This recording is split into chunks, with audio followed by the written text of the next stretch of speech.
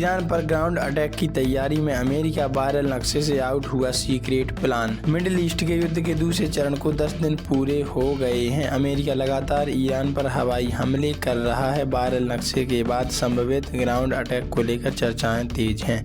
Middle east जंग के part 2 को 10 दिन पूरे हो चुके हैं और अमेरिका की ईरान पर जबरदस्त बमबारी जारी है। इस बीच एक ऐसा मैप सामने आया जिससे अमेरिका के ईरान पर बूट्स ऑन ग्राउंड का सीक्रेट प्लान आउट हो गया। पिछले 10 दिनों में अमेरिका ने ईरान के पश्चिम, दक्षिण और मध्य क्षेत्रों में एक ऐसा प्रांत नहीं छोड़ा जहां ईरानी सेना या फिर IRGC के ठिकानों को तबाह नहीं किया। बावजूद इसके कि ईरान झुकने के लिए तैयार नहीं। 10वें दिन अमेरिका बंदर अब ईरानी नौसेना और IRGC नेवी का हेडक्वार्टर है, वहां बमबारी की। इसके अलावा 2 ऐसे प्रांतों में अमेरिकी बमबारी हुई जहां पिछले 5 महीनों से नहीं हुई थी। ये 2 प्रांत हैं फार्स और याज़द। फार्स अगर दक्षिणी ईरान में है तो याज़द मध्य ईरान का हिस्सा है। इजराइल के सोशल मीडिया पर ग्राफिक्स मैप वायरल।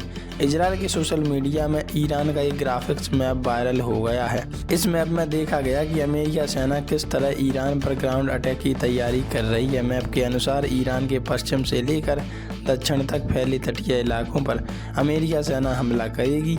यहाँ पर ईरान के खर्ग आइलैंड से लेकर खुजेस्त, बंदर अब्बास और हार्मुज़गन प्रांतों में अमेरिकी नौसेना GCC यानी गल्फ कोऑपरेशन काउंसिल यानी खाड़ी देशों की सेनाओं के साथ हमला बोलेगी। हैरानी की बात यह है कि इस मैप में खाड़ी देशों को भी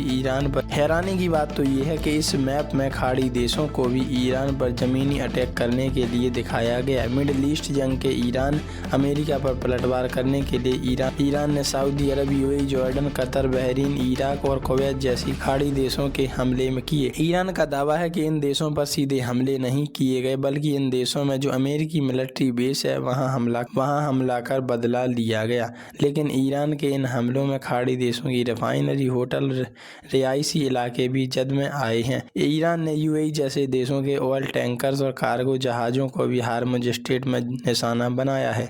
ऐसे में इस बात की प्रबल संभावना है कि ईरान पर होने वाले ग्राउंड अटैक में खाड़ी के ये देश अमेरिकी सेंट्रल कमांड यानी सेंटकॉम की मदद कर सकते हैं। हालांकि इन देशों ने किसी भी तरह से ईरान जंग में कूदने का अभी तक कोई साफ संकेत नहीं दिया। तो इस पर आपकी क्या राय है? और अब बवाल तो होना है क्योंकि सीज़फायर पूरी तरीके से टूट गया है। ग्राउंड अटैक का मैप आया सामने जिससे हड़कंप मच गया पूरी दुनिया में और ये बात सिद्ध होती है कि कैसे अमेरिका अब अच्छे से तैयारी करके आया है युद्ध करने के लिए। कमेंट में लिखकर आप ये बताइएगा कि और अब ये कब तक चलेगा।